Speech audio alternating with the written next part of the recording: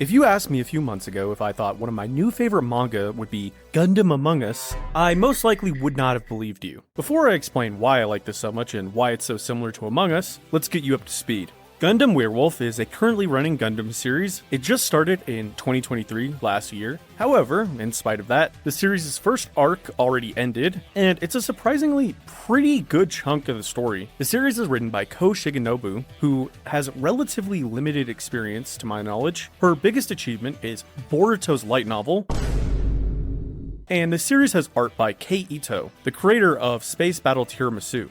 Since this is part of Universal Century, I could explain to you the complicated circumstances as to what this story's place in the timeline is, but keeping things short and simple, this takes place late into Zeta Gundam, but other than that it's mostly just a self-contained and simple story. The only two things you need to know is that our main characters are members of the Titans, which is a very authoritarian group that previously committed genocides in the pursuit of power. And you also need to know that new types are an evolved form of the human race with increased intuition. Other than that, you can pretty much read this without knowing really anything about Gundam. So with that info out of the way, let's get into the story.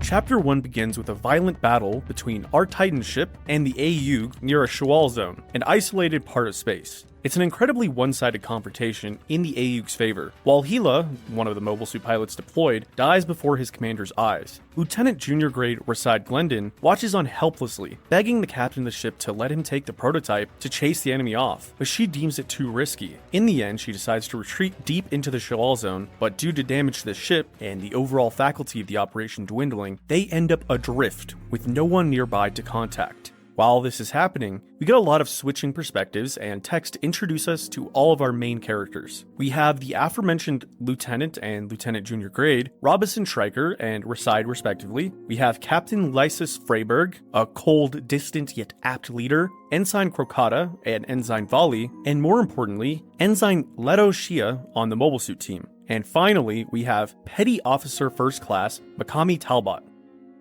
Leto Shia, the inquisitive person she is, decides to ask Rasaid why he's so fixated on the prototype, remarking that he could have deployed in any mobile suit and contributed to the battle that way.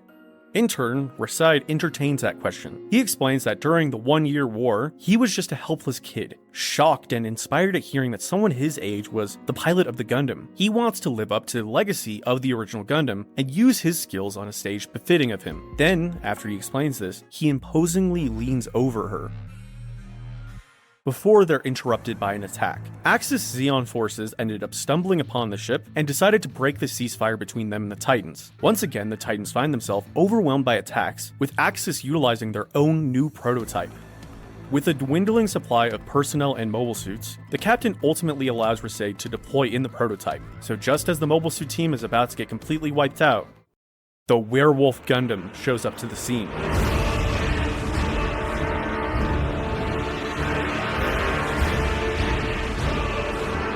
Neither the Titans personnel nor the Axis Zeon have any idea what this thing is. It's all thanks to a mysterious scheme from the higher-ups in the Titans. Nonetheless, Rasaid reveals that he's no fraud of an ace pilot, and he and the Wearwolf Gundam quickly batter and outmatch the Axis Zeon forces, forcing them into a temporary retreat.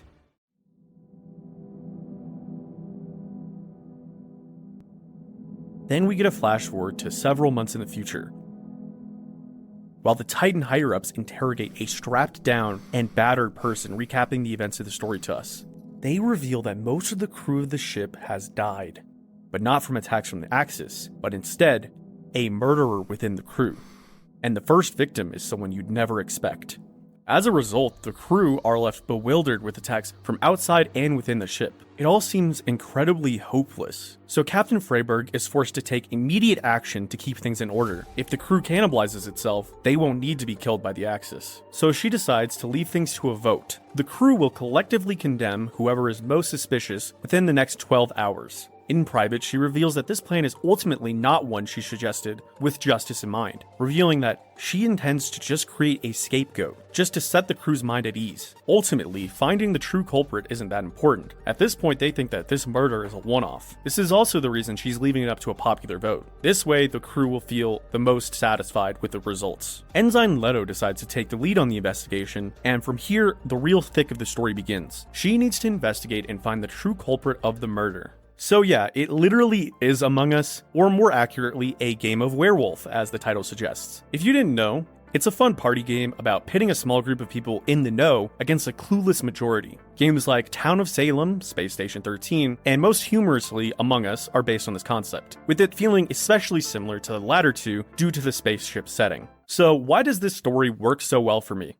Well, firstly, I think it's incredibly clever of them to use the Titans faction for this. Them being forced into an operation with a mysterious Gundam makes sense for the evil leadership of the faction. Furthermore, people seeing this Wearwolf Gundam as a cursed entity makes a lot of sense because the Titans' other Gundam, the Psycho Gundam, was also a freak of nature. It's not a huge stretch that they would have another prototype that didn't really work out on this random ship. And furthermore, the corrupt morals at the core of the group act as a good pretext to sow doubt in the characters. They can be as crabby to each other, as distrustful and emotional as they want, ultimately because we know most Titans are not good people. We don't have any moral quandaries about them all killing each other, and since the faction isn't tied to any main characters we know, it fits itself into continuity very effortlessly while still being accessible. Secondly, the characters in this are all great. In such short character interactions and with subtle mannerisms, nearly every person on the ship comes across as someone who is capable of murder with sufficient motive, while the mystery acts as a good excuse to delve into each of them and their personal circumstances. You might be wondering, why does this need to be Gundam though? Why can't this just be a typical space story? Well, the Gundam side of the story really is the B plot, and as of right now, its lore contributions are really small, but the story has introduced a cyber noob type character and several other interesting insights into Axis and the AUG. I also find it incredibly refreshing for the franchise that this story does focus on the Titans faction. I haven't seen any stories about them outside of watching Zeta, and it finally feels like the individuals in the group are being humanized. I really like Leto as our main detective. She's humorous, intelligent, humble, and even an old type. She's not an ace pilot or a larger-than-life person. She's just someone with an inquisitive nature and love of detective novels. The ultimate reveals that come as to the killer's motive and method of murder that come at the end of the arc are well foreshadowed and satisfying, and done in a way that feels sufficiently subversive for a mystery story while remaining digestible. And directly speaking, it's just really fun. The situation is tense and awesome. I'd also like to give massive credit to the art style here. It's definitely emo, and some of the dudes are giving yaoi vibes, but I love it, man. It's so dark, expressive, and beautifully modern. One of my close friends said it reminded him of art he'd see on Twitter in a good way, and I think that's a great thing for Gundam, which many people see as a series behind the times.